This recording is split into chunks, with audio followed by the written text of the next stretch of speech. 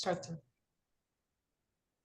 All right, well, welcome everyone to the Rulemaking Advisory Committee on Waterway Leases, Licenses, and Registrations. This is our fourth RAC meeting together and appreciate everyone being here. I'm Sylvia Chabrowski and I'll help to facilitate today's meeting. Maybe before we dive in, we can just do a quick round of introductions from the RAC members here. So let's go first, let's go first to Elizabeth and then Garrett.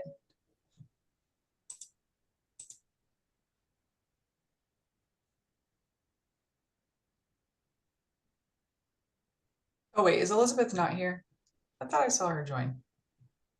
Okay, then let's go to Dylan first. Morning. Can you hear me? Yes. Been having audio trouble. Dylan Paul, City of Portland. I represent the vibrant community service area, so I'm kind of a liaison throughout the city for property issues, but primarily parks and recreation. Perfect. Thanks, Dylan.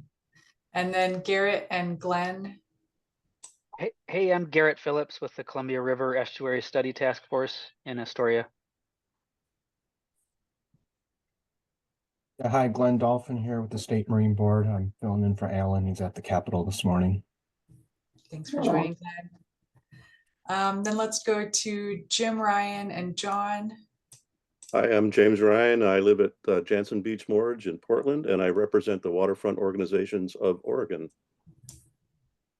Welcome. Morning, I'm John High. I represent HIAC Maritime in Astoria, Oregon. We have a industrial and marine facility on the river, and happy to be here. Thanks for joining. And then let's go to Justin and Laurel. Good morning. My name is Justin Teutsch. We of Teutsch Partners, and we own and operate Columbia Crossings, which is one of the larger marinas in the Portland area. Good morning, everybody. Laurel Hellman, Oregon Parks and Recreation Department. Welcome. And then Lindsay and Mike. Good morning, everyone. Lindsay Hutchison, Willamette Riverkeeper. Good morning, Mike Dunning, Chief Operations Officer, Port of Coos Bay, representing Oregon Public Ports Association. All right, thanks for joining, everyone. And thanks to the members of the public and interested parties that are here too. Appreciate you listening in today. All right, well, I'll just dive into our agenda and what we're doing today, and then we can get into the content of the meeting. So today we have a few things on the agenda. Some of them will be fast, some of them are more deeper discussion. But we're going to start with hearing some updates to the draft rules on lease rates and application fees. So this is a topic that the RAC has weighed in on at your last couple of meetings, and DSL has talked to their managers about what kinds of comments the RAC has been bringing in, and we'll talk to you about some of the updated changes in response to some of your comments. So we'll talk about that, and we won't look at the actual rule language for that. It's more just kind of a report out from where we are now, where DSL is now, and then we'll have more discussion on that at a future meeting. And then we're also going to touch on financial assurances. So this is a topic that DSL presented on at the last meeting, and you got draft language for financial assurances in your packet. So we'll go over that. It's kind of a brief section, so we don't have too much time allotted there, but we did get a chance to look at that last time too. And then we're going to have deeper discussion on the application review process for new and renewal applications. So again, this is something that Justin Russell presented on at the last RAC meeting, and we sent out the draft rules here. So we'll kind of walk through the rule language and just go piece by piece, hearing your input and any suggested changes you have there. Then we'll have a break, and then Justin Russell will present some background on a new topic, which is general provisions and lease conditions. So we'll kind of get you all that background information so that you can think about it, and then we'll have more discussion on that piece at the next RAC meeting. And then towards the end of the meeting, we'll have time for interested parties to make comments. So we have 10 minutes here. If anyone wants to make a comment, we'll just go over the instructions at that time, and would welcome anyone to provide your feedback, especially in relation to just anything that was discussed today. Then we'll just end with next steps and end our meeting. All right, let's go to the next slide. So just a reminder about our Zoom protocols. We'll try to keep an organized discussion by using the raised hand feature. So if you go to the bottom of the screen and click on reactions, you'll see the raise hand button there. And I think one person, Justin, was joined by phone. So you press *9 to raise your hand, or just jump in if that's not working. I know it can be hard on the phone. And then keep your mic muted when you're not speaking to reduce background noise, and use video when you can. And again, members of the public, interested parties, thank you for being in listening mode throughout the meeting. All right, let's go to the next slide. So before we dive into the content of today, I just wanted to do a little bit of a review of our process, because we're really scheduled to have this meeting and then one more meeting in March. And that is planned as the final meeting, unless it seems like another one is needed. So in order to get through the materials and the rules for today's meeting and next meeting, I just wanted to kind of go over what that process looks like. So again, today you're going to hear an update on the outcomes of the meeting with the managers on what changes can be made to the lease rate calculation and application fees. And then we'll have that deeper discussion on rules for the application review process. And after today's meeting, sometime in early March, we will send out an email to the RAC with updated rule language for both of those topics, the lease rate calculations and application fees, and the application review process. And then at RAC 5, which is March 18th, I believe, or 19th, can't remember the date off the top of my head, we would have a discussion hearing your final comments on those rules for the lease rate calculations and application fees. And that's also when we would talk about general provisions and lease conditions. Again, that topic is something that Justin Russell will present on today. And we'll also have time to talk about the fiscal impact statement and racial equity impact statement. For those of you who have served on RACs before, you're familiar with these. But for others, this is essentially a statement that talks about, what is the financial economic impact of these rules, and are there any racial equity impacts? So these are statements that are part of any rulemaking process. So that's kind of an overview of the general process between today and next meeting. And maybe before we dive in, any questions or reflections, anything not make sense there?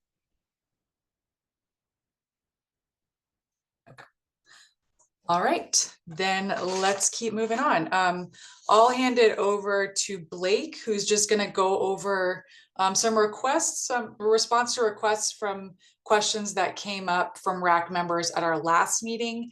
And then he'll also give an update on the lease rate calculation rules. So Blake, over to you. And you are on mute. I was going to say, thanks, Sylvia.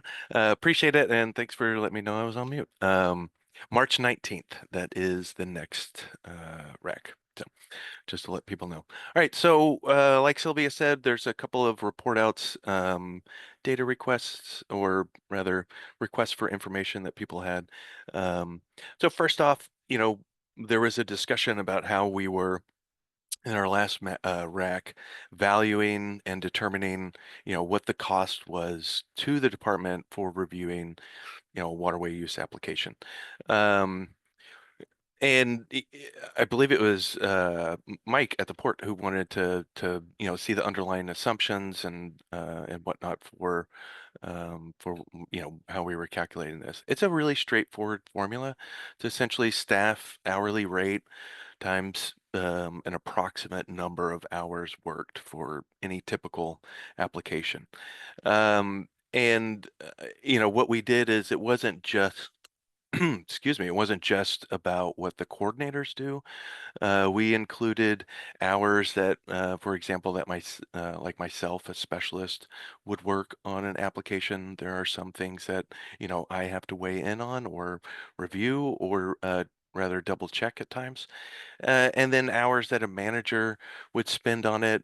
Typically managers are the ones executing it and reviewing, our work products, so that we're, using the proper justification for issuing these leases. And then we also included IT and fiscal within this calculation. Not that IT or our fiscal departments necessarily work on any one application, but they provide support to the agency as a whole. You know, that isn't accounted when we just look at the cost of, you know, either the specialist, coordinator, support, or manager working on that. And to be clear, the staff, the hourly rate that we used included benefits in the calculation. Department of Administrative Services was able to provide us with an approximate, you know, cost to the department for excuse me, for any you know, single employee. So for example, you go on the Department of Administrative Services website and they'll show you salary range for any particular position description, but it doesn't include the costs of benefits for any one person. And so they were able to provide us with a salary range that included those costs. So that's what we ended up using, and I'll leave it at that. You know, if there's any clarifying questions or any follow-up questions, I'll leave some space right now for that. Yeah, thanks, Blake. And maybe Mike, since this was a request from you, just want to check to see if that answered the questions you had. It did. Thank you. All right, great. Thank you. Let's move on to the next. There we go. So these are a bulleted list of, you know, kind of the key comments that we brought to the aquatic resource managers. When looking at the, you know, summary of our discussion, you know, these were the 6, you know, bullets that we felt addressed the vast majority, if not all, the comments that we received. You know, namely that using a formula based on the adjacent land value, you know, to put it, you know, diplomatically, has its limitations. That the proposed cap for rent increases at renewal doesn't effectively mitigate against any negative impacts or negative effects of the, you know, proposed changes for a rent calculation. The 5% annual rent escalation is not absorbable and is unsustainable. There was concern that the $150,000 cap on rent is inequitable, as large and small leases would effectively have the same lease rate. Regarding the modifiers, you know, there was you know, concern that some of the modifiers used were not appropriate and that they weren't defined in rule. And so those were the major comments that we brought to managers. And Danielle, do you mind going to the next slide? Yeah. And so based on our discussion of those, you know, summarized comments, managers, you know, as well as myself, felt like these changes were in order. And you'll see the actual language by RAC 5, you know, as Sylvia mentioned. So reverting to a 3% rent escalation, annual 3% rent escalation, which is what, you know, we currently use. Removing the requirement to reassess leases every 5 years for leases that have, you know, a term that exceeds 5 years. Reducing or rather, increases in rent will be capped at 15%, whereas the proposed rules was capping it at 50%. Removing the zoning and location modifiers, as we felt like this was kind of double counting, and that seemed to be the feedback as well. And then listing those modifiers in rules and defining how they'll be used and how they can change the rental rate. So leave it open for comments, questions, follow-ups, or any items that the RAC members want to bring up. Yeah, great. Thank you, Blake. And just to kind of put a finer point on it, you know, the RAC has made a lot of comments at your last meetings on this, so appreciate all of, you know, the work you've done to look through the rules and bring your comments forward and talk to folks that aren't part of the RAC and bring their voices in as well. So these proposed changes from the manager are sort of, based on what you have brought into the meeting. So really appreciate that you've been bringing in your concerns and trying to make the rules better and work for everyone in Oregon. And today we kind of just want to make sure that all of this makes sense, and we'll take clarifying questions, and you'll have an opportunity to look at this more and discuss more at our next RAC meeting. I know you don't have the actual rule language in front of you, but today definitely want to see if there's any questions or concerns that you want to raise at this time. So Dylan, over to you. Thanks. And multi-part here. But first, thanks. Love seeing the changes. For the modifiers, I'm assuming that what's meant by that is the overlay, like where you have maybe some, commercial use, but also recreational use, where there would be like a mix, a blended rate. That's fantastic. Can't wait to read more on that. I think it's a great way to ensure that the public, is incentivized, or, license or leaseholders are incentivized to, provide public access, which is so important. The rent increase being capped at 15% as like a blanket is still just a little bit concerning to me, in that my comments prior were really about residential. I think it's probably a really fair way to look at commercial, but I may, depending on how things are structured, bringing residential rates current, to me, we just, once again, I think need to know whether or not we're creating a deficit in housing as a result, because that would be something that would be, I would say, political obstacle when we have a housing crisis. So I would want to make sure that there's something out there that is specific to housing that might be more in line with what we'd see with rent control across the state. Thanks. Thank you, Dylan, for that. It's a good point to make. And, for residential properties, there's the requirement in ORS 90, that rent is capped at a certain amount, and we'll have to reference that in rule. So if a residential lease that is subject to the requirements of ORS 90, what is it, 0.32, whatever, 4, or whatever the number is, they'll be capped at that rate, right? Which is right now 10%, or the lesser of 10% and 7% plus CPI, whatever DAS publishes.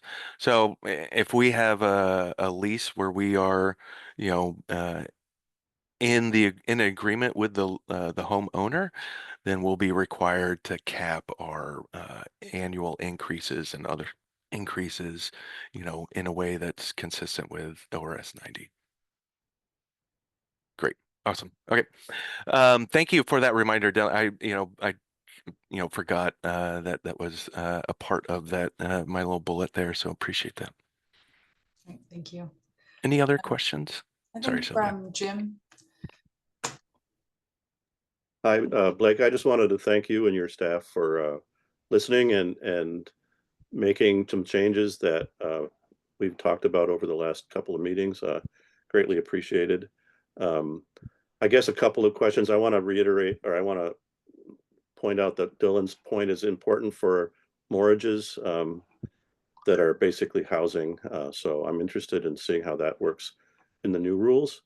I guess the other question I have is, will you be putting in rule how someone gets a lease longer than 5 years, or what the requirements might be for longer leases? That's still up in the air for in terms of my knowledge and understanding. That would be useful, because obviously that will make a big difference for renewals and how we go forward. I appreciate the fact that the modifiers have been modified a little bit. I guess the only other question I have is, you mentioned in the previous slide that the formula was problematic, but you're still using that formula. Am I correct? Yeah, that is correct. It does have its limitations, is what I said. But I would note, Jim, that it wasn't a decision that we and the managers made lightly. We completely understand, the concerns that RAC members have raised. However, we don't plan on moving away from adjacent land value. What we've seen, and we've mentioned this rationale before, is that the flat rate would typically undervalue submerged and submersible lands. And we feel strongly that these lands not only, provide an economic benefit to the community, but an environmental benefit. And when development occurs, that's environmental benefit is reduced. And so there's got to be a way for us to value, what the benefit to that those submerged and submerged lands are providing to the environment, and using. Yeah, I'll just leave it at that. Okay. We're open to further amendments as far as like the cap, the $150,000 cap, and other parts of the formula, but using the adjacent land value is we're going to stick with that. So. Thank you. And that was my other question. The other bullet you had in the previous slide was about equity, and the $150,000 or $175,000 caps. Have you looked at that at all, or talked about the fact that if nothing changes, you would have significantly different mortgages with in the same place, essentially, would have significantly different rents per square foot, if you want to think about it that way, because of these caps? Yeah, it's a difficult thing to try to figure out how best to mitigate against these negative, any negative effects.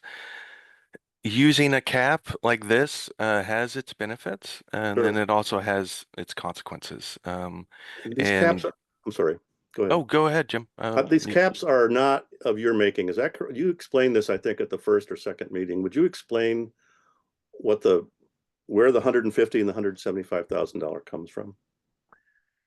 So the $175,000 is just I believe a 15% increase over 15 years. And so that was, we'll set a cap right now for our rules, and then allowing that cap to increase to account for, inflation and other market changes. That was the whole point of having a second, cap listed at, 15 years from, the start of these rules. The cap would increase by a certain percentage that would take it from 150 to 175.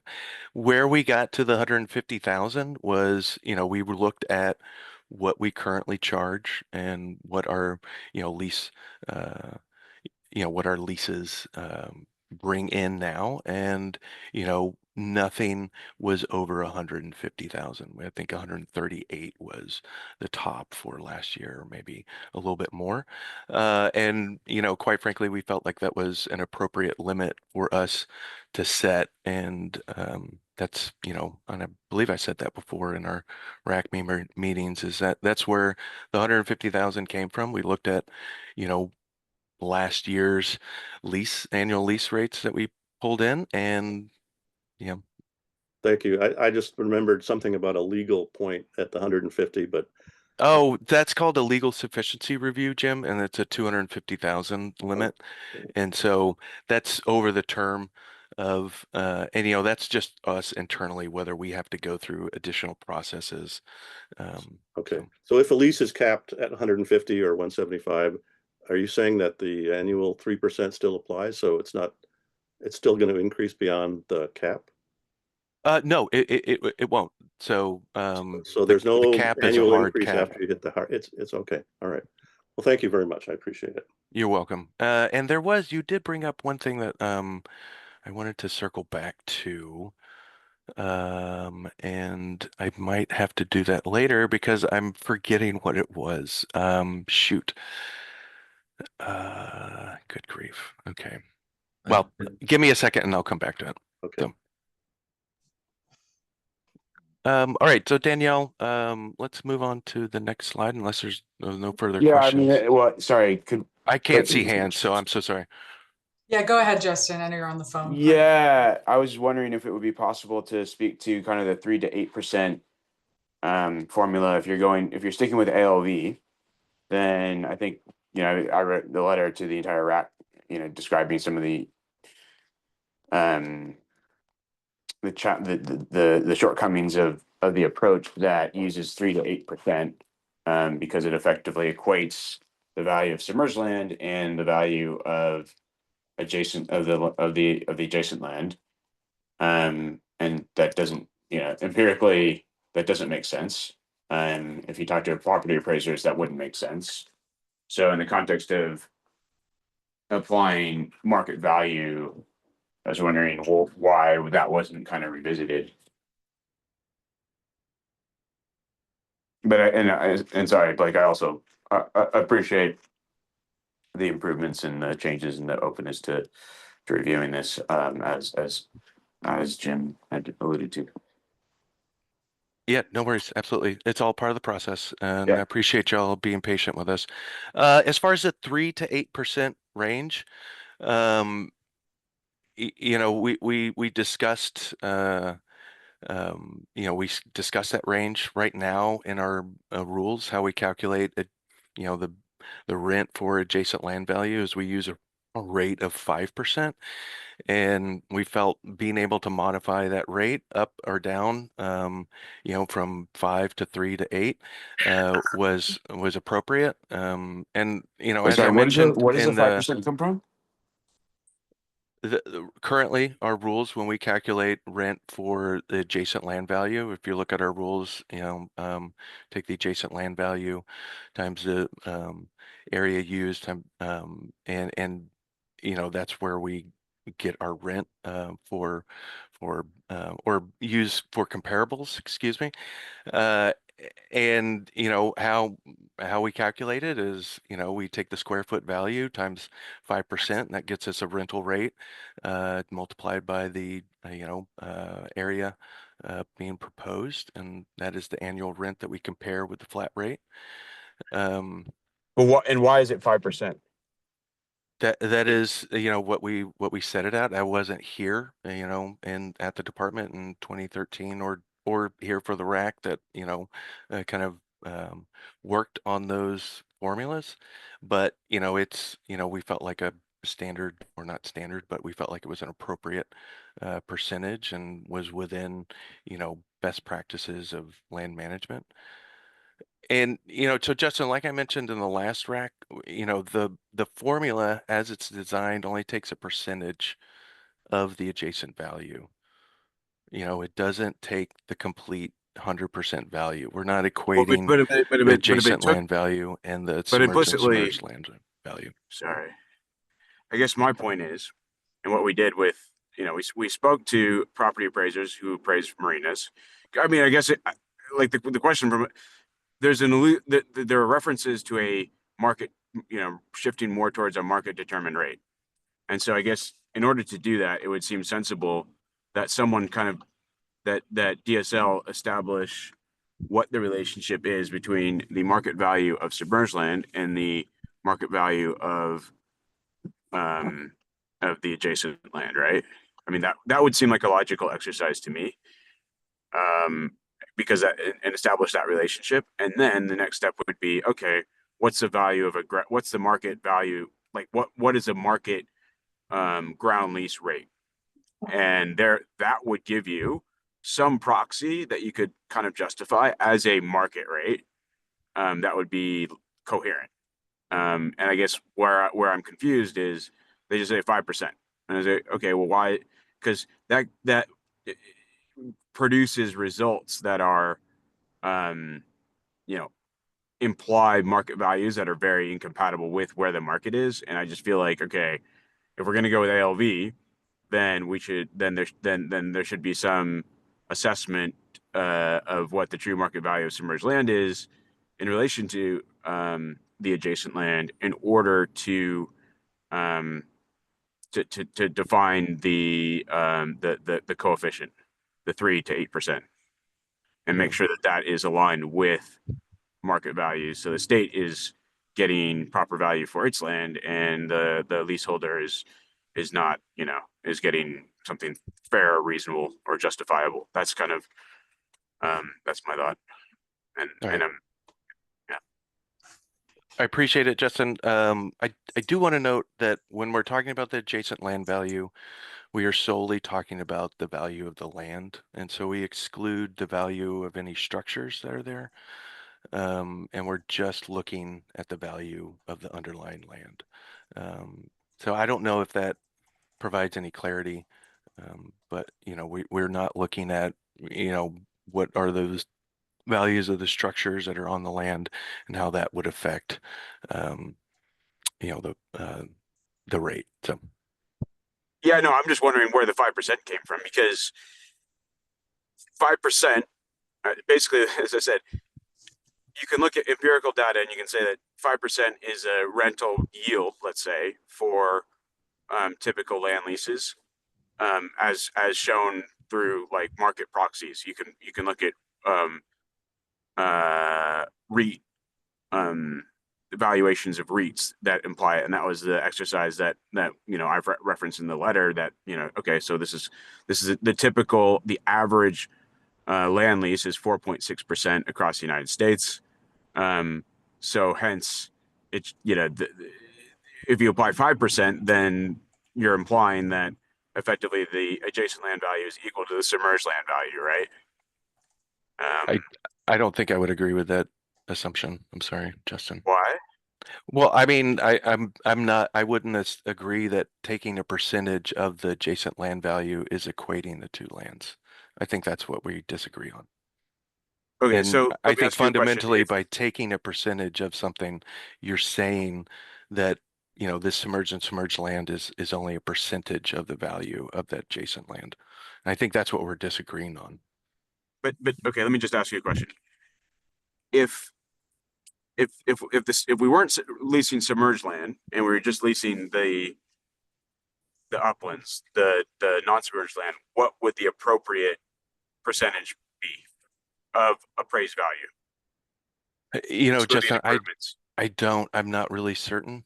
I'm not in the business of leasing uplands, and that's not really what this discussion is about. And maybe just to pause here for a second, and some justification for 3 to 8% should be offered. So Justin, right? just to pause here for a second, it sounds like Blake doesn't have the response right now on kind of why the 5% exists, and the 3 to 8% is based on that 5%. So maybe Blake, is that information that you might be able to dig into and provide at the next meeting, just an explanation of kind of where that 5% came from and the justification for the 3 to 8? I can do my best, Sylvia. So absolutely, we'll come back with whatever information we can at the next RAC. All right. Thank you, and thanks, Justin, for the questions. And I also want to point out, Dylan, I saw your responses in the chat. Do you want to say a little bit more about that on what's in the current rules about adjacent land value? Sorry, my camera's acting up as well today. It's just the technology nest. I was just throwing out there that one of the big problems we have is we have a lot of open space value, especially with Parks and Recreation, and that value is significantly lower than what would justify or warrant commercial purpose. And so when we do easements or do permits or leases on open space land, the valuation gets really hard. Most of ours are punitive because open space is designed to be accessible, free and open to the public. So when you restrict it with commercial, it's actually not revenue based, it's punitive. Like, we don't want it there, so we incentivize not having it there for very long. But we run across this all the time where riparian open space just isn't sufficient for commercial industrial uses. Not to say that they should be in any certain bucket, but I think the language is comparable tax lot if the other isn't applicable. And so wouldn't, on a case-by-case basis, if something's off, there would be an appeals process, or you could justify saying, hey, we don't think that this is right. And there's language in 141, 082, 0255 that says or comparable tax lots. So it's just kind of an issue that's resolved case by case. It's what I'm reading. I just want to confirm that that's accurate. I think that's accurate, Dylan. That's an accurate interpretation of that. Thank you. All right, thanks, Dylan. That's helpful. And John, your hand has been raised. Thanks for waiting patiently. Go ahead. Yeah. Excuse me. Would it be feasible? And I would ask this if we could, is between now and the next RAC meeting, could we take some examples of, remove the names, but some existing leases with the current valuation formula as it stands? Can we take a look at some examples of how this would affect it with these formulas? I think that might be instructive to people that are looking at, I mean, we're going through the valuation process, but how does that translate to actual dollars and actual areas? It's going to change depending on where you are in the state, where that adjacent land value is and how it affects a given lease. And I think it might be instructive to see some examples of how this will actually play out if we leave it where it is. John, we did go through some comparables, and I think it was the second rack or the first rack.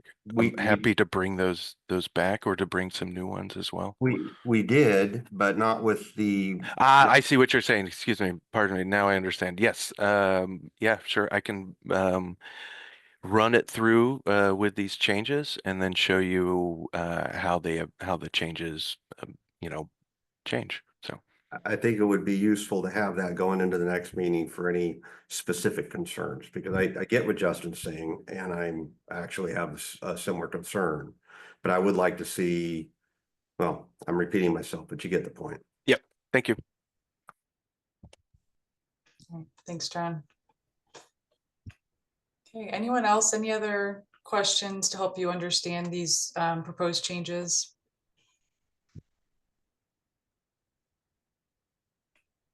All right, we'll appreciate everyone there. Okay, with that, I think we can move into our next topic, which is the financial assurances. I think for this one, we don't have any slides. Sylvia, sorry to interrupt. We had talked about me just kind of going over this about proposals from RAC members. We're committed to listening to and evaluating your recommendations and concerns. And we want to reach a resolution. So we would strongly encourage you to provide recommended solutions in rule language. So, taking what we've proposed and, making changes to that to, like how we can, come to a resolution here, and then submitting that to the facilitator. Or during our next RAC meeting discussion, coming with proposed language. It would be helpful. You don't have to, but if you would like to, we're totally open to that. And just draft that and send it to Sylvia, and she'll get it to us. All right, thank you, Danielle. Sorry I missed that piece. That's okay. And yeah, everyone will get the draft rule language in about the next 2 weeks, or 2 weeks before the next RAC meeting, so that you have a little bit more time with it. So if you have anything you want to submit after you see the actual rule language, please, yeah, just do email me. That's great. And Mike, did you have a question? Yeah, just a quick question in response to your last comment. Since we kind of have everything developed as we've done this group and this RAC, can you guys develop a summary and a table of where we're at now, where we were? You made some changes based on the RAC committee. Can we develop something that's succinct that we can look at? Absolutely. Sylvia is going to provide us a document that's going to show, here's where we were, the comments that we received, and how we made changes. And that is RAC 5, correct, Sylvia? That was not the intent, but I can definitely work on something like that beforehand. So I was planning to make a document that kind of just summarizes after the RAC process, what was said, and what are the key changes that were made based on RAC comments, kind of as a tool for leadership to use as well as they look at the rule changes and kind of understand the why and why things were changed and what the RAC process looked like. But Mike, I think I hear what you're saying. You would want that before RAC 5, that you can all just see a table of what was there previously and what's changed based on RAC input. Is that right? Yeah, kind of a combination of that. I mean, I kind of envisioned a table, but then also, you know, I think you're going to develop a summary, and I'd like it for the same exact reason, right? I'm representing OPPA, and this is a lot to detail out to those folks.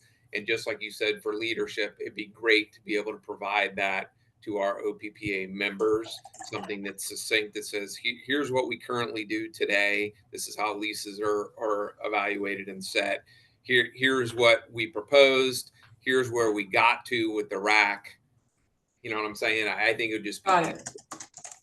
Okay, so we're talking about, then this is like a post-RAC document, not necessarily to help the RAC at the next meeting, but something afterwards that you can use with your members. Good. Yes. Yeah. So I will say that we had also planned on, and this is to Jim and Justin, going through the letters that you guys both sent and addressing how we, you know, accommodated changes or where we made changes and those type of things. So not a written response, but we will go through the letters and talk about, you know, how we addressed the concerns. So.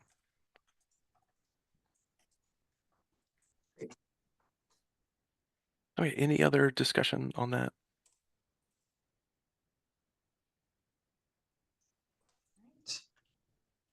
Thanks.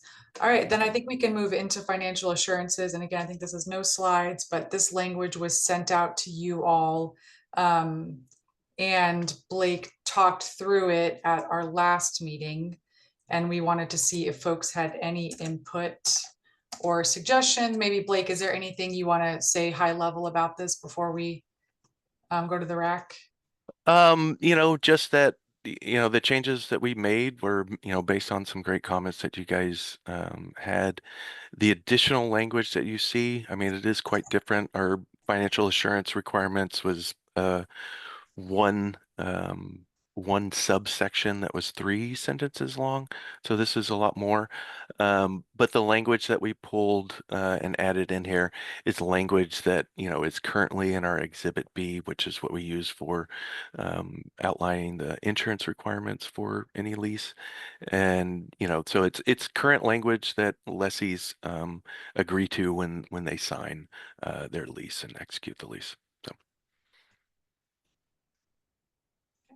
I'll see if folks have any comments on this. I think, Jim, I see your hand up. Justin, I'm just curious if, or Blake, excuse me, are lessees required to be insured for the removal of derelict boats or the pollution caused therefrom? Let's see. Right now, we have requirements that lessees have commercial or general liability. And in some cases, like for example, marine industrial or marine services, we may have environmental or pollution requirements in addition to that. We're looking at updating our insurance requirements with DAS risk management, and there are some conditions where we would require, you know, insurance that would cover the cost of removing ADV, like for example, marina's liability insurance, or I believe it's called, shoot, I don't have that in front of me. But there are some, you know, insurance policies that we're looking at for different types of uses, but those insurance requirements are going to be directly related to the activity that's authorized in the lease. So for things like residential properties, the insurance requirements are going to be a lot different than marine industrial marine services. So you're it'd be difficult to say on any one lease what would be required. So if a derelict boat wanders into our moorage, are we required to have insurance to remove it, or are we required to remove it at our own cost? Currently there's no insurance requirement, Jim. But that is what we're looking at is there an insurance policy that we can require that would allow the lessee to remove those vessels at cost, or at no cost to them, or through the cost of the insurer? And if there is, then we would require that. Okay, I think maybe I'll hold my other questions until I confer with some of my members in MOO who are more knowledgeable than I am about the issue of derelict boats and their removal. Yeah, they're not an easy solution to resolve, and the removal can come at quite a cost. We know that quite well. We've removed a lot of abandoned derelict vessels at the cost of the Common School Fund, so we can appreciate how expensive it can get, and that's why we're looking at, policies that are available to marina operators that would allow them to cover those costs and risks. And I'll just add that the current policy and practice of the department is to require the leaseholder to remove vessels that sink inside their marina, whether or not they're owned by the marina or, abandoned and derelict inside their marina. That's current practice. Do you think that's a fair practice? I think that's the current practice. Okay, I'll take that as a non-answer, but I think that's, for some people, I think that's unfair that you would require an innocent moorage or marina to pay for the removal of a derelict vessel that drifts into the confines of that organization when it could have been removed beforehand.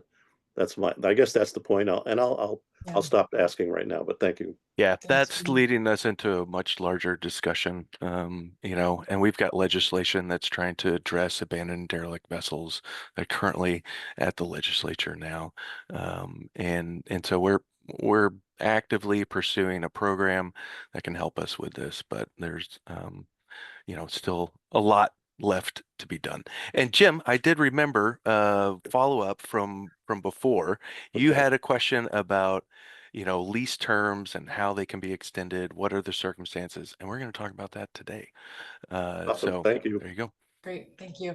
And I see a lot of hands up, and I do want to note that the piece on abandoned and derelict vessels and who's responsible for that is outside of what we're talking about right now. Right now, we're really just looking for input on this piece here, which is the requirement that, leaseholders have to have some kind of financial assurance, assurance usually in the form of insurance. And I think today we really wanted to close this topic. So this would be the time to bring any concerns you have with the language, would be right now. So I will see if the hands are related to that. I don't know who was first, but Alan, you're have your hand up and your hand. So I'm gonna go to you and then I'll go to Glenn and Dylan. So I just wanted to clarify a question I have. So I would like to see that marinas are required for their or morages require that their vessels have insurance for removal if they sink. And is that discussion for now, or is that discussion for later?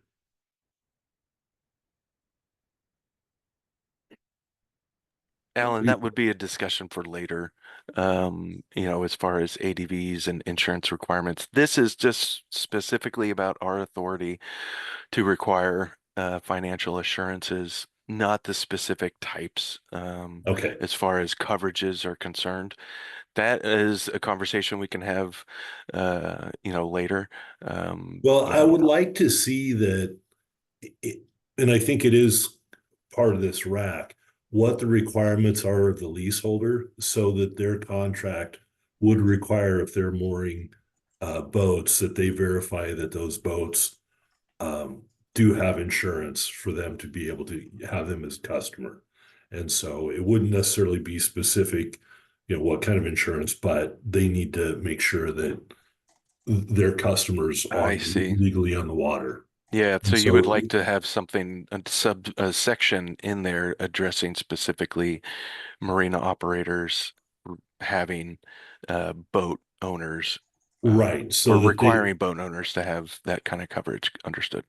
right. And I think consistent with that, registration would also fall under that same category. Because I don't think that they should be allowed to have illegal vessels on the water and, providing services to those boats that are not licensed to be on the water. Yep. Is there a current requirement for boat owners to have insurance? As far as Just, you know, like a statutory requirement, like an Yeah. automobile. Yeah, There is no. no statutory No. requirement Okay. to have insurance Okay. on boats, but they are required if they're in use, and essentially in use means they're floating, they are required to be registered. And so if they're in a marina without registration, they're illegally on the water. Thanks. Thanks, Alan. I Glenn? appreciate that. Yeah, two-part question, and just to make sure everybody knows that my experience is coming from 18 years on this job, walking docks statewide. Do marinas that have on-water fuel stations required to have insurance, environmental liability insurance for those types of operations? Yes, we have that requirement. If we know of a fuel station, we're gonna have some sort of environmental coverage. I don't believe that is consistently applied historically. I know there are, several marinas in existence, that we have leases for, where when we executed the lease, there was not an environmental or pollution requirement. But when we see that currently as a use, then that is an option available to us to require environmental pollution coverage. Does that help? Does that answer your Yep, question, very Glenn? good. Okay. Another thing too, I'm the Clean Marina Program Coordinator. That's one of the modifiers that are proposed. If you're a member of that program in good standing, you would get a slight discount, like 0.75% or whatever it was. And again, I've been working with marina managers for 18 years. There's 63 marinas in the Clean Marina Program statewide. And in my experience, the majority of the moorage contracts between the boat owner and the marina more often are requiring that the boat owner carry insurance. It's actually become a standard of the Clean Marina Program as of 2021 that all boat owners in a clean marina are required to carry boat insurance. And that would be environmental liability insurance to cover the costs of a boat sinking in a marina. Again, that's only 63 marinas statewide and this is a voluntary program that folks are in to implement that aspect. And in conjunction with that, I also put the onus on marina managers to monitor the condition of boats that are moored in the marina under contract. We're not talking about something floating in, we're talking about customers that pay a monthly moorage fee. I believe that marina managers should hold those boat owners accountable for the condition they keep their boat in. It needs to be kept seaworthy. It needs to be constantly currently registered to be legal on the water. And I have marinas that have boats with 6-year expired stickers on them, floating in the water. They've never left the dock for 6 years. These are problematic boats that become unseaworthy. And I think marina managers need to be held more accountable to prevent boats from being abandoned within their marina from moorage customers that were current and then just disappear. So those are my comments. Thank you. Thank you, Glenn. And Dylan? Yeah, thanks. It was my understanding that we were probably going to talk a little bit more about this as part of a general set of topics for the next meeting. Is that safe to say that if we were to send written comments to you prior to next meeting, that we might have a little bit more to talk about? I know that the risk associated with holding a license or lease is obviously significant. I think there's been some really good points about how you balance risk and liability between the licensee or the lessee versus, the boat owner. And as someone who has lots of these vessels around and not necessarily tied up, most times I wish they would tie off to our docks so we could do something. But I brought up earlier, and maybe it's a topic for next meeting, but the amount of time that you're allowed to drop anchor or the proximity that you're allowed to drop anchor next to a leased or licensed space, I think is really important. So not so much dealing with larger regulation around abandoned vehicles. That process is way too long, but the inability to actually drop anchor for more than 24 hours during certain sections of the river without actually having one of your licenses or leases is something that I brought up early on in this. And so it would be kind of, fine tuning the existing language in these sections to require a license or a lease, and just, wanting to make sure that if we're not going to talk about that at the next meeting, I'd like to submit some written suggestions, and I wanted to make sure that I knew what was most appropriate for your time. Yeah, that's great. Blake or Justin, thoughts on where that's most appropriate? Yeah, I mean, Dylan, I'd say submit the written comments to us. When we're talking about further restrictions to any stretch of a waterway, though, those, restrictions or closures are best handled through Division 88 closures, where we can identify the stretch of waterway and have some, geographically specific requirements or restrictions that, are appropriate for that stretch. So, for example, we don't want to create restrictions in Division 82 that might govern all waterways when those restrictions may not be appropriate for all waterways. Super helpful. Thanks. Yep. All right, thank you. Just to jump in, I think if we're talking about restrictions on water, that probably falls under the Marine Board Authority rather than DSL. Yeah, our restrictions are, about the submerged and submersible lands, that we manage, and not just about restrictions on the actual water. Yeah. So I get what you're saying, Ellen. So it's a combination between, DSL and OSMB for, figuring out all the rules on waterways. So yeah, honestly, now that you say that, Alan, I would think like if you're talking about restrictions on independent moorage or speed or any activity that a boat's going to do, that really is OSMB. So. Yep, and I totally appreciate that. My hope was to not restrict, but to require license for.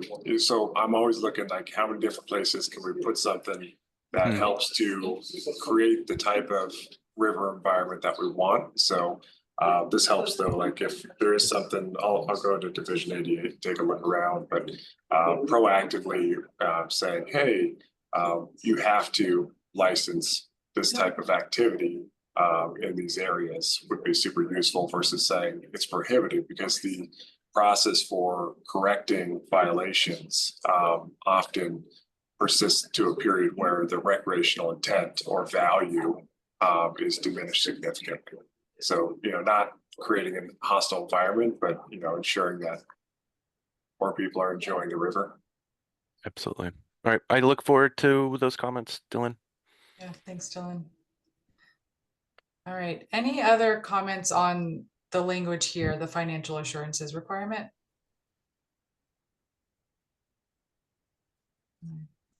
So I think the one, possible change or suggestion I heard was this one on requiring that marina owners or others require the boat owners within their marinas to have insurance coverage. And I think it's up to DSL on how they want to handle that comment, but maybe I'll just do another check with members to see if anyone has serious concerns with that suggestion or anything else they want to add. Mike? I had my hand up, then I took it down, then you brought it back up. So, I know Glenn well, and we require insurance in our marina here in Charleston.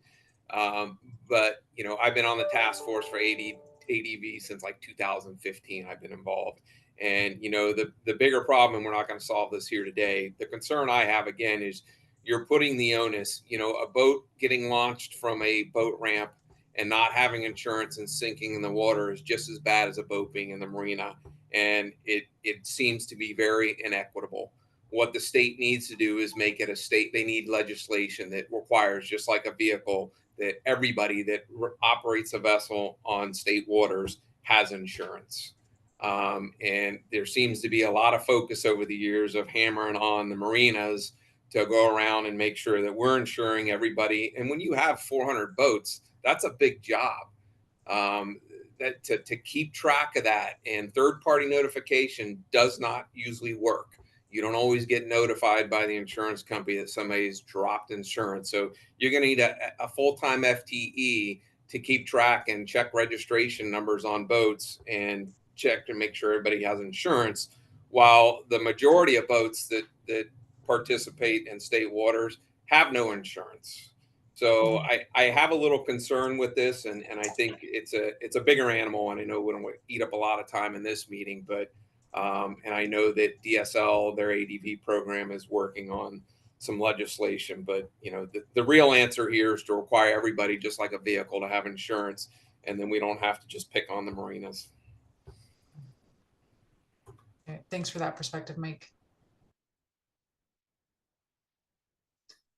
All right, anything else on this? Okay. All right, well, let's jump into our next topic here. And maybe just to close this out, anything on next steps with the financial assurances piece, DSL?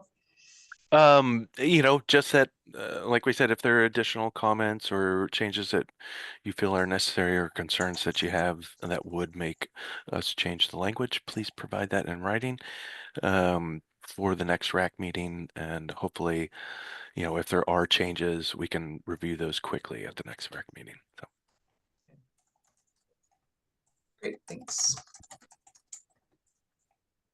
All right, so next we're going to go into the application review process for new and renewal applications. I think we have some slides on this one. And just as a reminder, Justin presented kind of the detailed information on this at our last meeting, and we sent out the rules.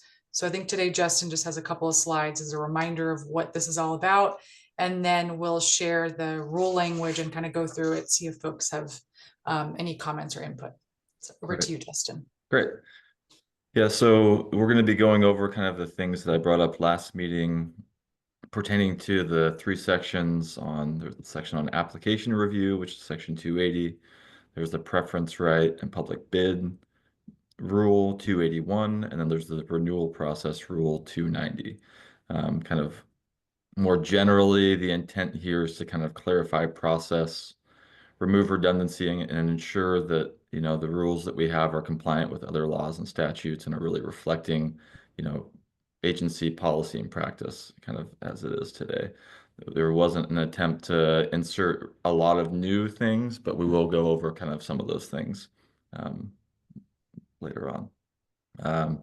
So there are some process tweaks. So there's some attempt to clarify DSL's process for renewals and new leases, and we tried to remove some duplicative language from the rules and bring kind of all the necessary information on these processes into one rule section. We did create a new rule section for the preference right process just so it's clear and kind of well-defined in its own right. And we did add a list of kind of comprehensive rationale for application rejection or denial. The public comment criteria, we tried to provide a defined list of criteria for public comments that DSL would consider when we're reviewing our applications. And in the preference right process, we added some language that better defined what elements DSL wants to see as a part of its bid to lease submerged and submersible lands. And then finally, in the renewal process, we added some language that specified timing for renewal applications, when we want to see those applications, and also specified when new fees would apply things like changes in use, changes in leasehold area, or in instances where people apply late or after a lease is expired, kind of what those fees are and when they apply. And so I think we're going to kind of just go through kind of section by section, kind of look at what those are and see if we have some feedback from the RAC members. Yeah, perfect. All right, so let's get the rules up, and I'm putting in the chat right now the link to the rules if you want to follow along on your own as well. Sometimes that's easier, but we'll just kind of go through the main pieces and see if folks have any comments, any concerns with this. And if you have a concern, it's always helpful to hear what would you propose instead, so that DSL can consider that and see if that suggested change could work. All right, so we're going first to 0280. And I think the key part here is the list of reasons why DSL could reject or deny an application. Yeah, so starting here with number 5, under the department may reject or deny an application for a lease or public facility license if. So here are the reasons. Is this the whole rule? Yeah, so A through, it ends at E, right? Then it's a new section. So kind of seeing, does anyone have any, concerns with this list of reasons for why the department might reject or deny an application? And maybe, Justin, do you want to say kind of what changed here and why, just quickly? Sorry, let me, I'll need to pull up my document as well. Give me a second. I don't think much changed here. I think it mostly was a consolidation of kind of rationale around rules and kind of getting it into a specific section. I think there was one added rationale, but I need to pull up my change document. I apologize. Blake, do you have anything to add to that? Yeah, Justin is correct. This is just to more or less clarify, why we can reject or deny an application. There are other sections in this rule, namely our general provisions, that talk about, we can't approve any lease that does not conform to the provisions of these rules. So we added that in to clarify that we can reject or deny an application if its use does not conform to the provisions of the rules, because we can't approve anything that does not conform to those provisions and rules.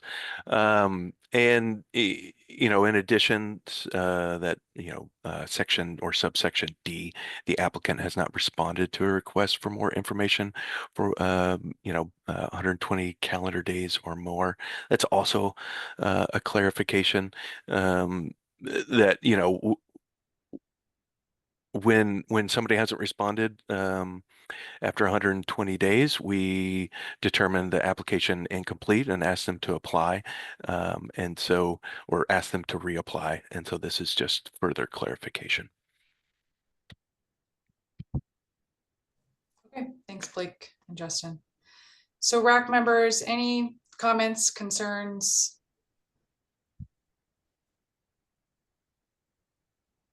I have a question. Yeah.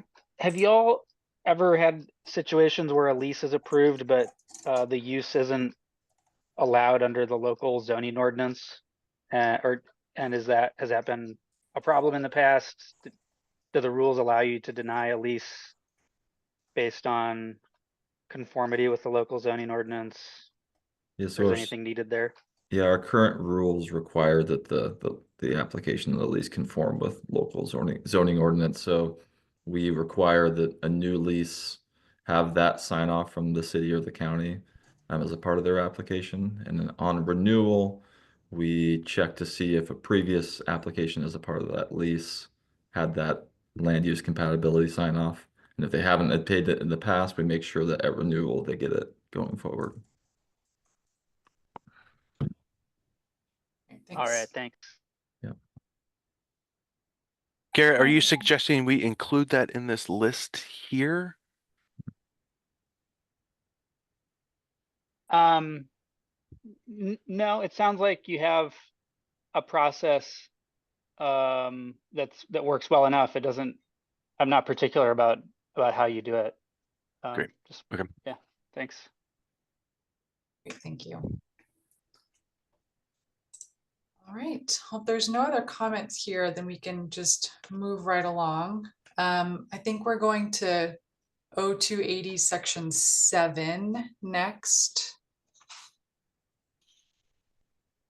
which is, this is the types of public comment that DSL may request as part of the application review process. So as Justin described, DSL looks at specific types of comments when they're reviewing. So these are the types of comments they could be requesting. It's just more clarified in rule. Is that right, Justin? That's right. And just kind of trying to limit the scope of them to apply, to focus the comments on relevant topics that are items that the department sees as important, I guess. Well, it's also about making sure the comments focus on what we have authority over, right? So there might be some issue with, a local ordinance, so we just want to make sure that we understand where the comment's coming from, that it relates to something that we can, or have rather some authority over. A good example is when we issued a territorial sea cable, easement. We had a lot of comments that referred to the activities not associated with our authorization, and it was really difficult for us to,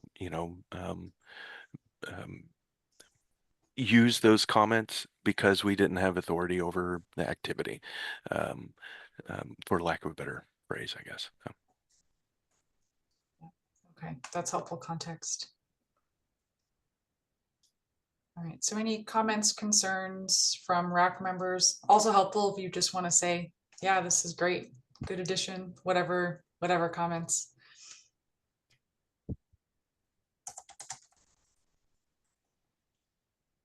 Jim? Yeah, this is great. Just a quick question. Are renewals also subject to this public comment period? Only if, oh, sorry, go ahead. You answer, Justin. Go for it. Only if the renewal requests a change in the use area or the use activity. If it's just a straightforward renewal where nothing's changing, there's no public review process. Thanks. All right. Well, if there's no other comments, we can keep going. And I'll say, some of these sections, they really are just clarification or changes. So we don't expect a lot of RAC comments. It's okay if you don't have anything, but we just want to provide the opportunity. DSL wants to provide the opportunity in case you do have something you want to say here. All right, so next we're going to the preference right in competitive bid process. I think it's 281. Yeah. So here, the language here is intending to mirror what's already in statute about the competitive bid process and the criteria for advertising a competitive bid, kind of what needs to be included. Right. DSL, anything you want to say? Not a lot of new language here either, other than specifying what needs to be a part of a successful bid for submerged lands. There were some additions that were, for formatting. So for example, if you look at 1G, we added language that would help us create a list of, when the preference right is considered waived. Previous language was this really long run-on sentence, that made it a little confusing. So those were kind of the changes that we were looking at. And like Justin said, adding clarification on what we consider a bid, or rather what we want to see in a bid. Yeah, so.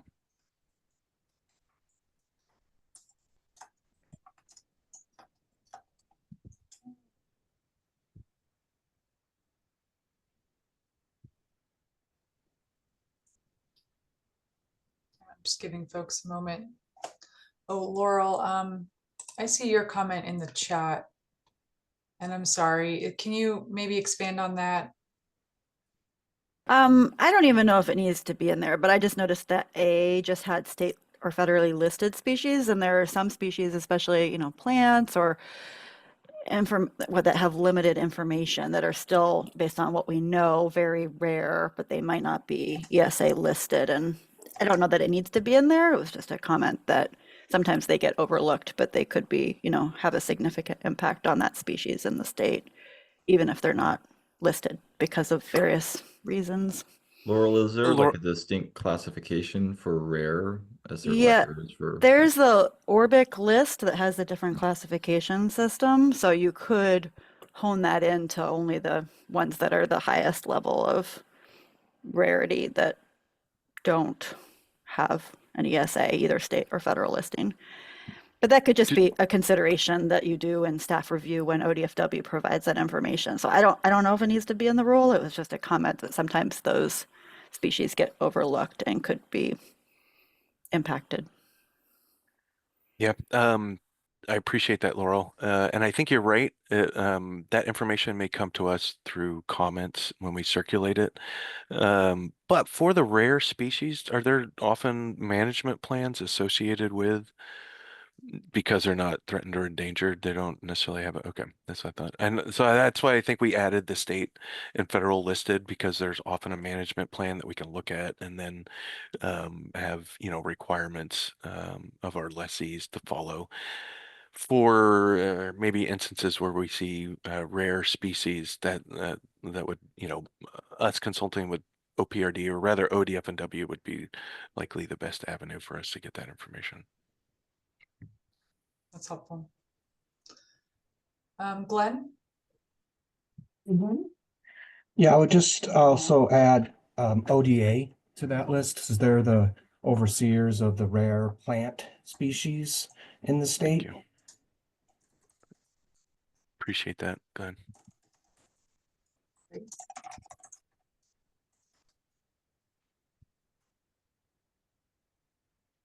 right. Then let's go back to the competitive bid language. I think maybe scroll down just a bit to what needs to be contained in the advertisement shall contain the following. Maybe we can see if folks have thoughts on that language too.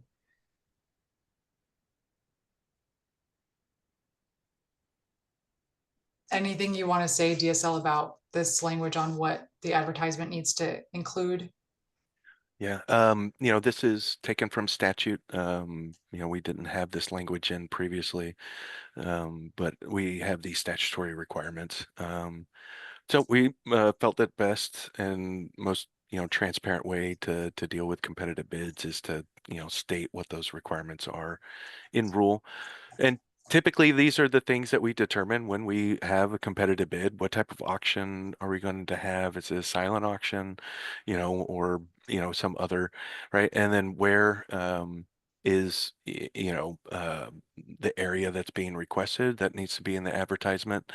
And then whatever deadline that we have to submit the bid itself. And those are the three main requirements that the public, needs to know when we announce and advertise a competitive bid. Just pause to see if there are any comments on that.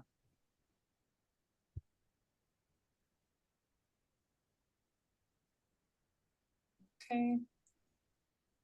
And if we scroll down to section D, what bids need to contain? Anything else here?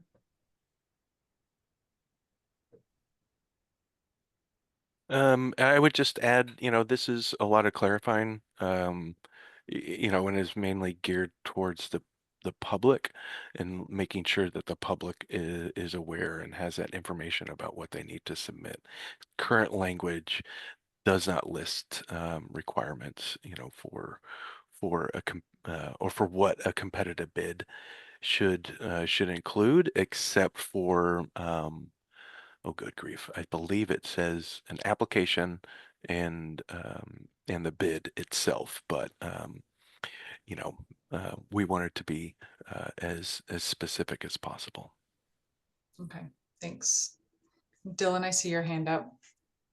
Yeah, I was just going to throw out there that if this is required in other sections, perhaps it doesn't need to be here, just in case that other section were to be changed. If you're required to follow these practices, the question I would have is why write it down twice versus just referencing that section? But Dylan, it's a statutory requirement, so it's not actually in rule. Ah, got it. Okay, thanks.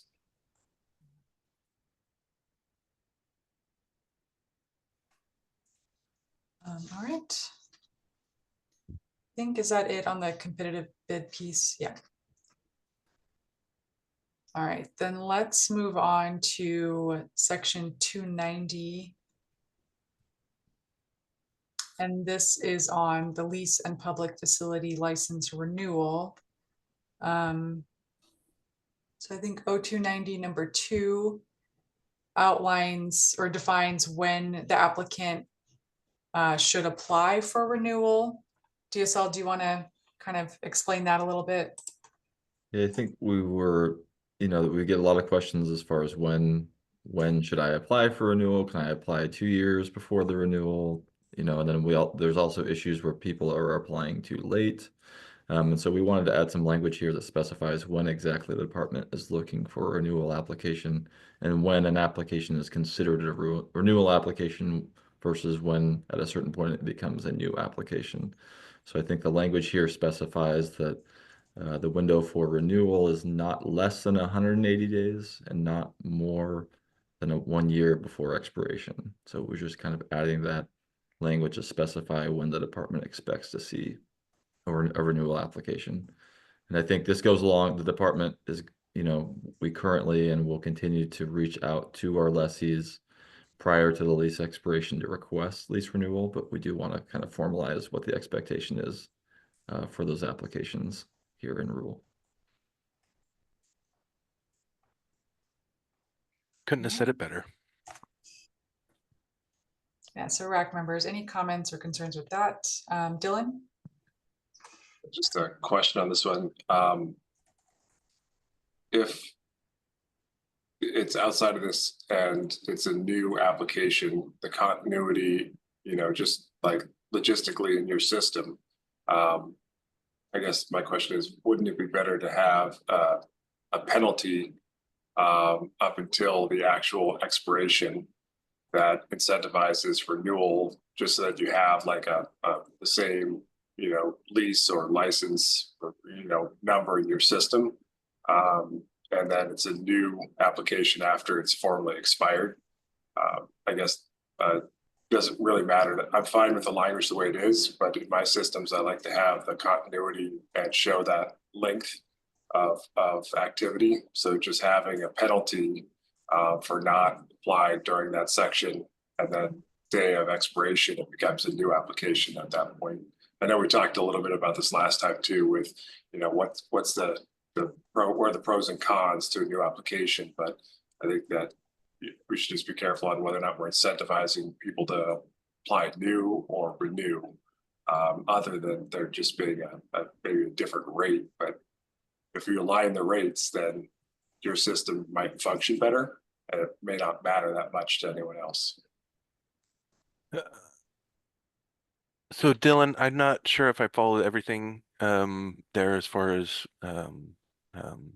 using different rates, but what we've set up is there's this timeline for renewal, and then later what you'll see are if those timelines are missed, there are penalties. So you'll be charged a holdover fee because now your lease has expired and we've got to manage it as a holdover lease. One thing that we don't want to see are gaps in our authorizations, because that implies a trespass that we have to enforce. And so we try to have maintain that continuity. And you know, the penalty would be additional fees for not submitting your renewal on time, additional fees for your lease going into holdover. Yeah, so those are kind of the punitive measures that we're looking at to incentivize getting that application in on time, allowing our support staff and coordinators enough time to process and execute those renewals. And Dylan, the new and renewal distinction is really kind of is a focus on fees and kind of the cost of it. Internally, we will maintain it as a single, lease file and have that continuity internally. Yeah, just want to clarify that. Yeah, that's helpful. When I was reading just this section as a standalone, wanted to make sure that I'm not going back and forth between documents. Look at the most current. It just said that if the fails to renew within the time required, the lease or public facility license may terminate at their expiration. So I guess my concern was if we didn't do it between 90 and 108, between a year and 180 days, then you could selectively terminate and we'd have to reapply even though the end of that term hadn't happened as a new, versus paying a penalty was just kind of, it was confusing for me. So what you're saying is that it'd be unlikely that you would do anything other than change the fees.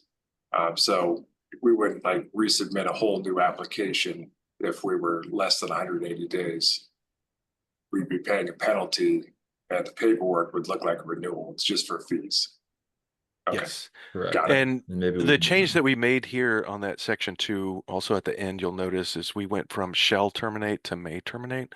So previously, it was, leases had to terminate at our expiration. And, I don't want to say, the workaround was having a holdover clause in our lease that would allow for the lease to maintain on month to month. And so we felt since, it's in our best interest to maintain these leases, that going from a shall to a may was better because it really reflected it was our discretion. And, we terminating a lease at expiration, really is going to happen if there are no structures present, right? And it doesn't make sense for us to continue on. So.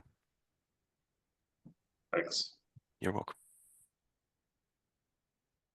Thanks. Any other comments on that piece, the timing? All right.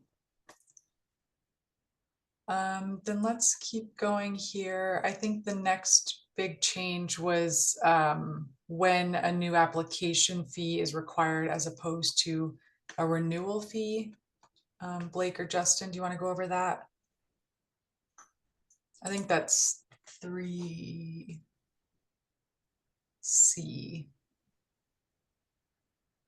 Yes, that is 3C. Justin, feel free. Sorry. Yeah, I think this is just so in those instances when, say, an existing lessee is applying to renew their lease, but as a part of that renewal, they're requesting an increase in the use area or a change in the use, or if the application was received less than 90 days prior to expiration. In those instances, the department will see that renewal application as a new application, so it will be subject to the higher fee. So there's a higher fee for renewal or for a new lease versus a renewal. The department will also go through the public bidding the public review process. And we'll also require a land use compatibility statement to be signed by a city or county that has jurisdiction to the project.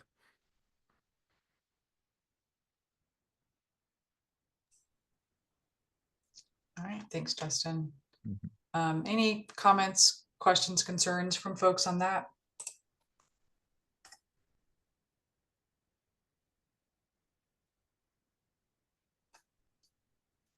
Okay. All right, I think those were the key changes to go over today. Yeah. Right. I didn't hear a lot of RAC requests for changes here, a lot of really good clarifying questions. There was the one request, Laurel, from maybe including something about rare species. So I think DSL can consider how to incorporate that. But I didn't hear any other major questions or any suggested changes or real concerns here. So just want to stop to see if anyone else has anything. All right. Okay, great. Well, thanks for engaging that discussion. Maybe next steps on this one, DSL, since we didn't get a lot of comments, kind of what would be the next step on this? I think the only thing left would be to look at what Laurel's suggestion was. I do like the idea of adding the species of concern and rare species, but we want to be cognizant that we're doing something that's appropriate, adding language that's appropriate to add. That's the only change that I would really kind of see based on the comments. So if there is anything, you'll see something at the next RAC. But unless in the meantime, if something comes up, in between, if there's a question or a concern that you have based on the language, if you go back over and look at it during that time and something comes to your mind, like Danielle said, we are open to receiving, comments, questions, concerns, and the best way to do that is in writing through Sylvia. And, on top of that, the best way to do that is to propose, actual separate language, right? So what changes in the language would you like to see to accommodate your concerns? All right, well, thank you. Let's take a break, and then when we come back, we'll get background information on the next topic, which is general provisions and lease conditions, and then we'll have time for public input as well. So let's get back together at 10:45, and we'll likely end a bit early today. Just give you all a little bit more time in your day. So we'll see you at 10:45.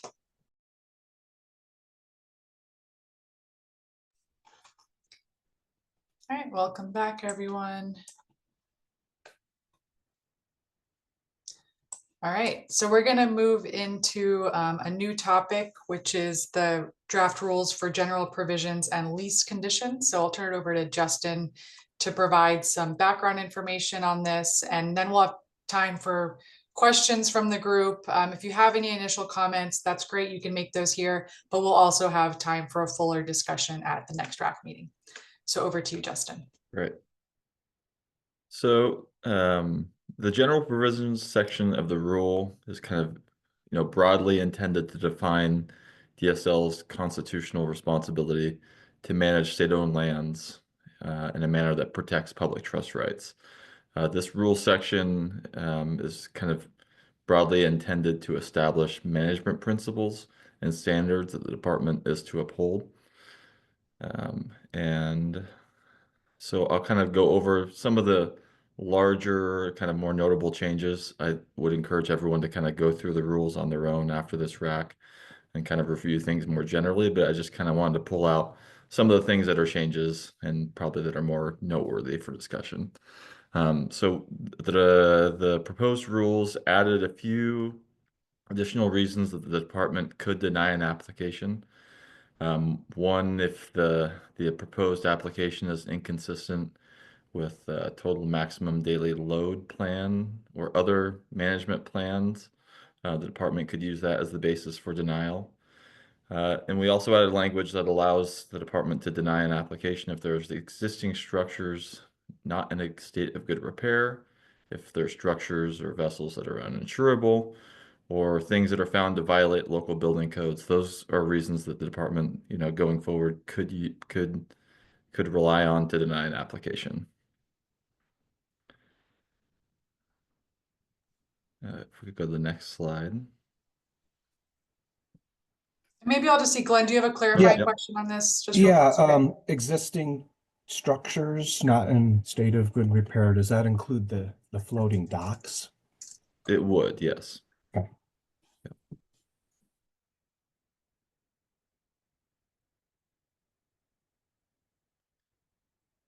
So it looks like there's a few other items. So it's not here on the slide, but there's some additional language that specifies that what the department needs to receive before an authorization is executed. So the new rule language specifies that we need to receive all documents, fees, payments, and financial assurances like bonds or insurance. We need to have all those documents kind of in hand before the department will execute a new lease or license under these rules. That's, that's one of those things where it's agency practice and policy currently, but we want to have it somewhere in rule to kind of back up, what we're doing. And Glenn, it looks like you have a question. Yeah, I don't want to slow the process down too much, No, but no with problem. existing structures and docks, in my experience, I also find problems with the polystyrene foam that's floating the docks. The Marine Board, we have some regulations that say that foam needs to be encapsulated after, if it was put in the water after the late 90s. And if you go in and do maintenance and repairs, you have to upgrade to the current standards. And my agency just doesn't really have the regulatory bandwidth to enforce these. But when you renew leases, I'm just wondering if there's a possibility to put in there language about the foam encapsulation meeting current regulations and basing a renewal on the foam meeting the encapsulation requirements. I think that's something we can definitely talk about and consider. But yeah, we Marinas come that out don't with have implementation. encapsulated foam, the white bead foam pellets are Yeah, I know what you're floating talking all about. over Yeah. the place, and it's a pollution problem. Yeah, absolutely. Yeah, Glenn, I would say that in general, the leases that we issue have a requirement that the user has to comply to every, or comply with rather every rule, law, state, local, federal rule or regulation that's relevant to their activity. That would include unencapsulated foam. But I think what we could do is specifically call out like we do with other statutes in the lease language. So or provide that or have that bit of information in the application that the lessee has to provide information that says that the foam that they use complies with the current rule. That would be great. Thanks. I think we can go to the next slide now. So we're also there's also kind of a set of changes that have been added to the lease and license condition and form section. So that's section 285. So in that section, the department has added language that sets the default for a new lease to be the term to be 5 years. So the idea here is this allows DSL some time to get a better sense of the business practice, management practices of a new lessee, a marina owner, before we get into a longer term, 10 or 15-year lease agreement. This gives us, a shorter interval of time to review kind of how things are going and make sure that we're authorizing something that we want to out on the waterway. In addition to that, we've added some language that specifies what factors the department will consider when we're determining the lease term at renewal. So we're adding kind of 3 specific things that the department's going to be looking at, or I guess 2 specific things and then one kind of more open-ended item.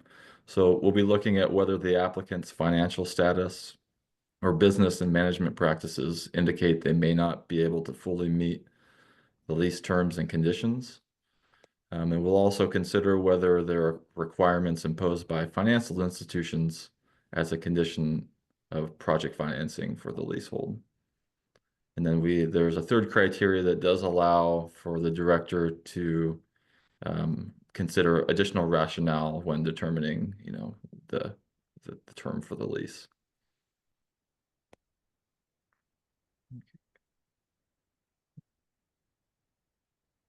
So we've also added some language that does allow for lease terms longer than 15 years, excuse me.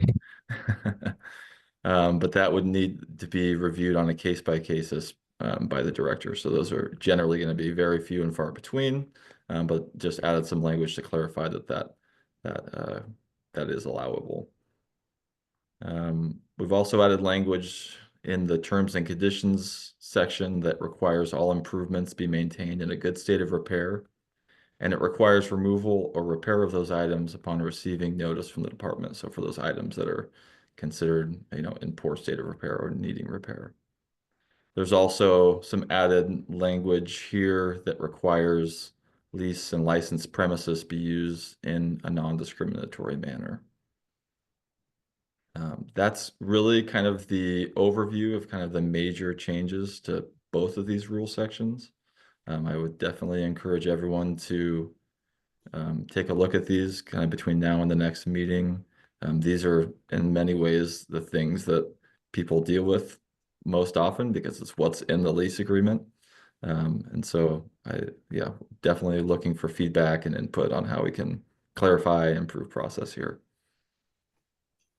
Thank you, Justin. Yeah, and we'll open it up to any questions that folks have about this, clarifying questions, or if you have initial comments and input, also welcome to say that now. And Glenn, I see your hand up.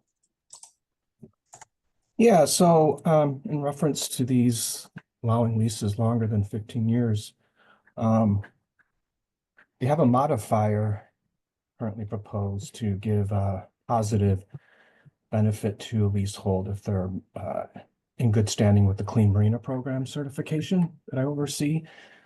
Could that perhaps be put into the considerations for a longer lease if you're a good member of that program? Perhaps, those would be facilities perhaps less of a liability to the department. They go above and beyond just law compliance. I have best management practices in that program. I go out every 3 years, re-inspect these places. If there's complaints in between, I'll go do unannounced spot checks. That's what I do. Could a certified clean marina be put in a category for allowing a longer lease? Glenn, I think that's excellent feedback, and totally appropriate to add that into our list of considerations.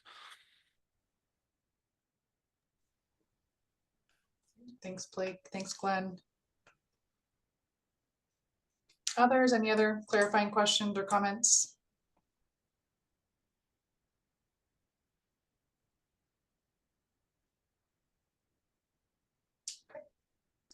All right, then I think next step on this is we'll just, remind folks to look at the language for general provisions and lease conditions before the next RAC meeting and to come ready with any comments and proposed changes that you have. And of course, always welcome to send in your ideas via email too. All right, well, with that, we can move into interested party comments. So thanks everyone for joining and listening in today. And now you can make your comments if you'd like. So I'll see if anyone wants to make a comment today, just go ahead and raise your hands. And we'll ask that folks keep their comments to about 3 minutes today. I see Ron has his hand up. If anyone else wants to make a comment, just please raise your hand at this time. And when I call on you, just go ahead and say your name, your organization, or who you represent if you are representing anyone, and then keep your remarks to about 3 minutes. And it's always helpful if they're relevant to kind of the topics that the RAC discussed today or that are part of these rules. So I see, I'll go to Ron first. Go ahead, Ron. Sylvia, thank you very much. Good morning, everyone. Ron Schmidt, president of the Waterfront Organizations of Oregon. I want to thank everyone for your hard work on getting this knocked out. It's a lot of work, and I appreciate all of you at the table. Back in 2010, there was a medical malpractice that occurred at OHSU that because of governmental immunity, the affected family only got $300,000 of compensation. The legislature thought that that was wrong, and they increased the statutory immunity to $3 million. That caused DAS and the Department of Justice to have to go through every contract and every agreement that the state had, including the DSL land leases. They came together with new insurance requirements that were very interesting. My background as a certified insurance counselor for over 3 decades, in reviewing those, I found out that frankly, there are some areas where the state wasn't requiring enough insurance, but there were some areas where they were requiring insurance that could not be had in the marketplace, Lloyd's of London, anywhere worldwide. I'm really concerned about this document that you're putting out that says that we will comply and provide financial assurance to cover all terms of the contract. Frankly, that can't be done. One issue that has been mentioned is derelict boats floating into marinas. A marina owner can cover their own pollution. The boat owner can cover their own pollution, but to cover a derelict vessel coming in, sinking, the removal of that boat and the pollution from that boat can't be had in the marketplace. I would encourage you to engage with us to find out what is reasonable in terms of insurance, what's available, and come to a good agreement on that. Thank you again for all of your work. Thank you, Ron. Appreciate that. And then I see a hand up from IRDOD, so I will hand it over to you.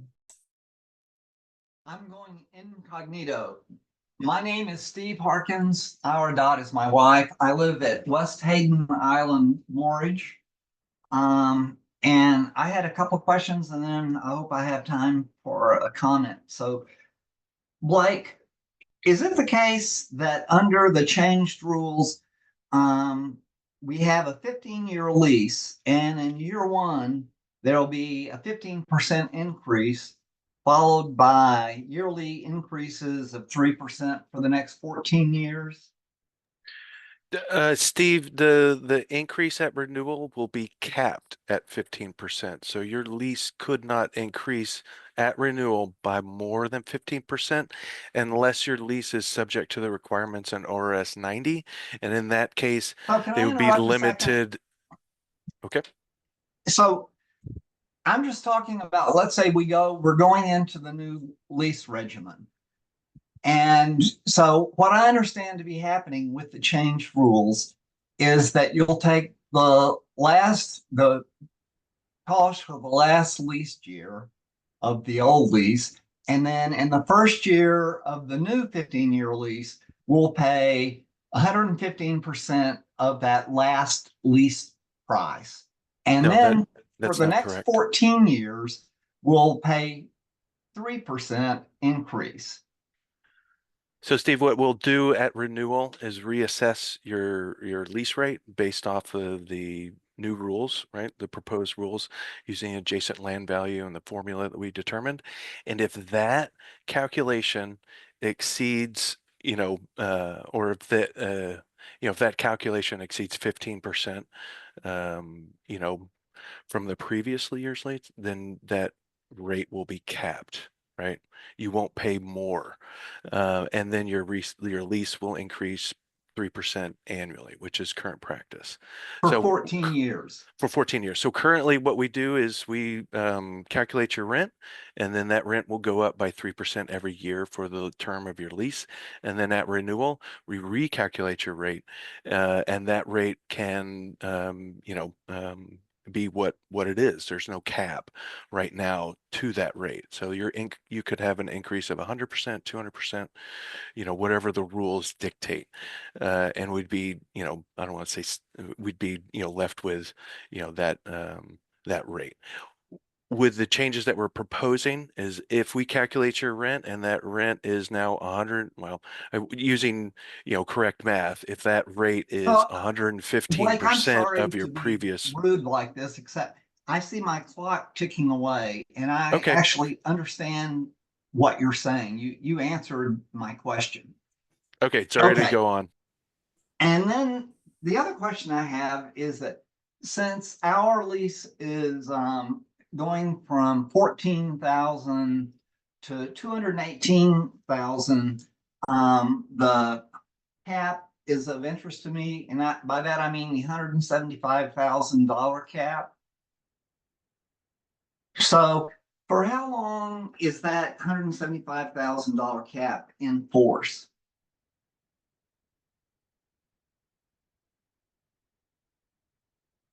The cap is set at 150, Steve, and will increase to 175 in 2041, or 15 years after we, I thought you got 15 rid years of after the. $150,000 cap.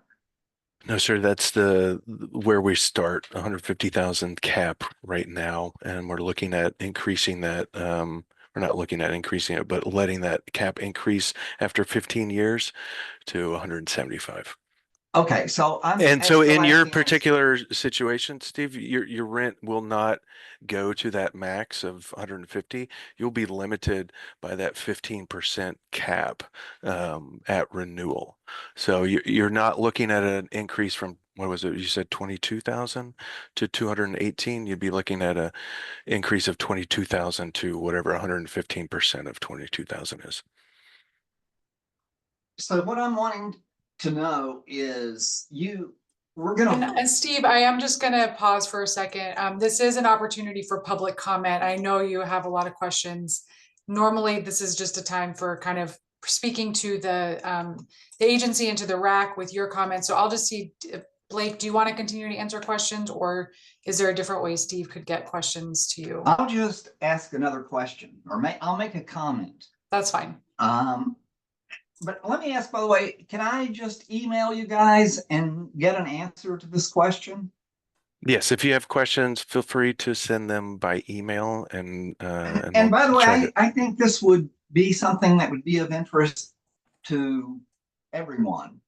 But so let me make a comment, and that is, Blake has been asked by Jim Ryan and by Justin Teutsch the same question several times, and Blake, you give an answer which I have to say I don't actually follow.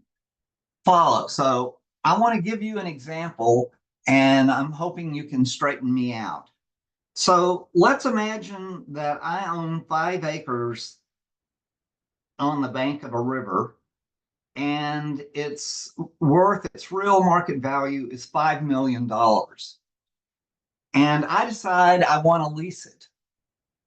I could lease it for, say, 3% a year. But I decided I don't want to lease this land. I want to lease submerged land. And I want to lease from DSL 5 acres of mud. And so what you could do, you could charge 3% for that of 5 million for that 5 acres. So what the argument is that you are charging the same thing for a water lease that you do for a land lease. So in my example, we have 5 acres, it's 5 million. And what you're saying, what I say you're saying, is that the valuation of the mud would be $5 million for 5 acres. So is my assessment of that correct?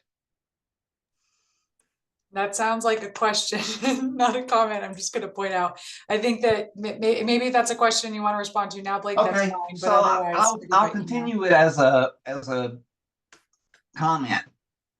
What this example shows is that DSL you're valuing mud the same as you're valuing land, and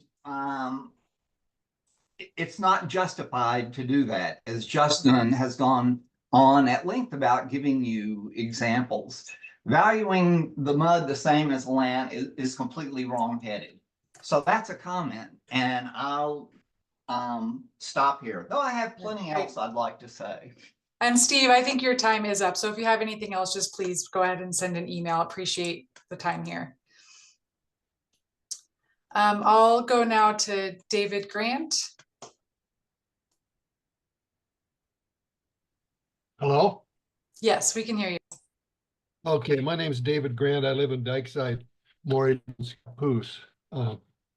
My question is with the formulas being used. The term equitable is, we've heard it over and over about this formula and applied to our rates. Where I live, there are 6 mortgages in a row. All do the same type of business, floating homes and boats. The AV adjusted to per square foot in those 6 mortgages in a 1 mile distance runs from $4.39 a square foot, to 58 cents a square foot. My next door neighbor has an adjacent land value of 58 cents a square foot, where mine is over $4. I'm not sure, when we're doing the same kind of business, how you can see that's an equitable way of charging for the leases.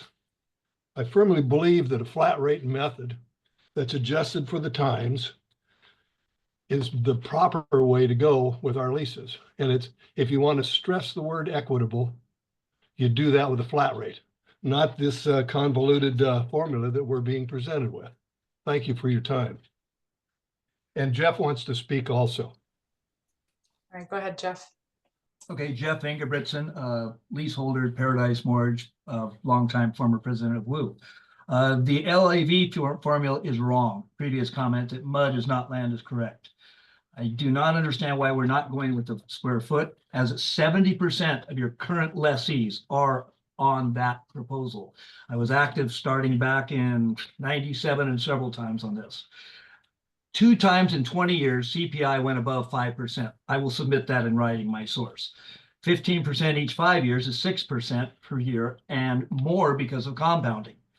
And the caps aren't caps. It's, you know, you may have to write it in there as such because we know that that Attorney General review is going to come up.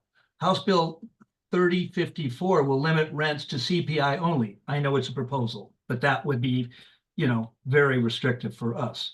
There's no control on rates if real market value is used. Assessed value has the 3% voter mandated control. Locally, we could go up 20% a year real quick if land values take a jump based on a local assessor's opinion. My next question is, how many bids have you had for open land? Maybe that'll let us determine what mud is worth. Thank you for your time. All right, thank you, Jeff. Appreciate that. And thanks to everyone who made a comment. All right, I think with that, we're ready to conclude and we can go into our next steps. So Danielle, I'll hand it over to you. Thank you, Sylvia. So our next steps, what we're going to be doing next is we'll have updated proposed rule language that will be sent out by March 5th, which will include what Blake, you know, and the ARM managers discussed as far as changing to the calculation. And we'll have other materials to be reviewed and discussed during RAC Meeting 5. We'll make sure those get out for March 5th. That way the RAC members have enough time to review those.